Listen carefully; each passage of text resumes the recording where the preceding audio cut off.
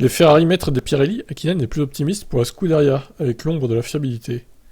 Ferrari a battu Red Bull dans un combat direct ce week-end, ça va leur donner beaucoup de confiance dans ce milieu de saison. Ferrari a travaillé dur pour retrouver de la vitesse en ligne droite, dont ils ont besoin pour rivaliser avec Red Bull, mais ce week-end, on a également vu qu'ils avaient une meilleure performance relative aux pneus sur un circuit qui convient normalement au Red Bull. La performance des pneus est très importante en F1 et dépend beaucoup du type de circuit. S'il met l'accent sur l'adhérence avant ou arrière et l'équilibre entre les deux, le circuit du Red Bull Ring a tendance à rendre l'usure des pneus arrière plus critique que celle des pneus avant, ce qui a favorisé Ferrari.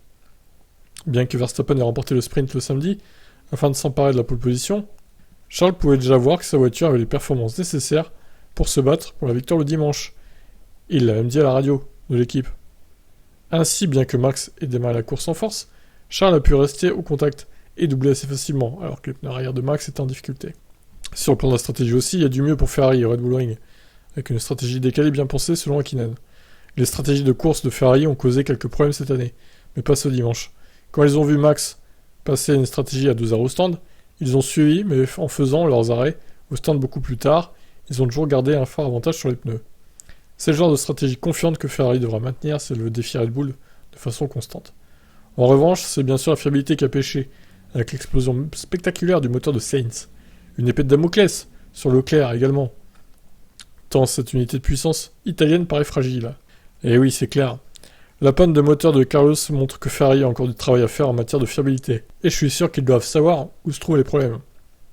Charles ne peut pas se permettre d'avoir ce genre de défaillance s'il veut combler l'écart avec Max. En fait, il a besoin que Max ait un abandon si l'écart au championnat du monde doit vraiment se réduire. Mick Schumacher, c'est un autre pilote de l'univers Ferrari que Mika Hakkinen a salué. Mick Schumacher, qui a signé une très probante 6ème place au Red Bull Ring. L'ancien rival de Michael, pour les titres, est ravi de soulager et de voir le pilote Haas ainsi progresser, après avoir été chaudement mis sous pression par Steiner. J'étais très heureux de voir Mick faire une autre bonne course pour Haas et terminer 6ème, de place devant son équipier expérimenté, Kevin Magnussen.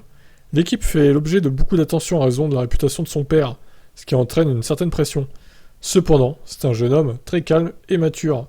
Il n'a que 23 ans, il prend clairement confiance en lui et en sa voiture. La saison dernière était sa première en F1, une année d'apprentissage au cours de laquelle Haas n'avait pas de voiture compétitive. Cette année, nous pouvons voir que l'équipe a fait de bons progrès avec la nouvelle voiture et la nouvelle réglementation. Donc l'opportunité est là pour Mick de vraiment montrer ses capacités. Très bien. Je suis d'accord avec Hakkinen, encore une fois. Par contre, ouais, effectivement, la fiabilité chez Ferrari, il va falloir vraiment travailler ça pour la deuxième partie de saison. Là, maintenant, il faut rattraper les points perdus. Il est plus le temps c'est plus l'heure d'en perdre, là, en fait. Voilà pour ça. Je vous laisse commenter. Ciao.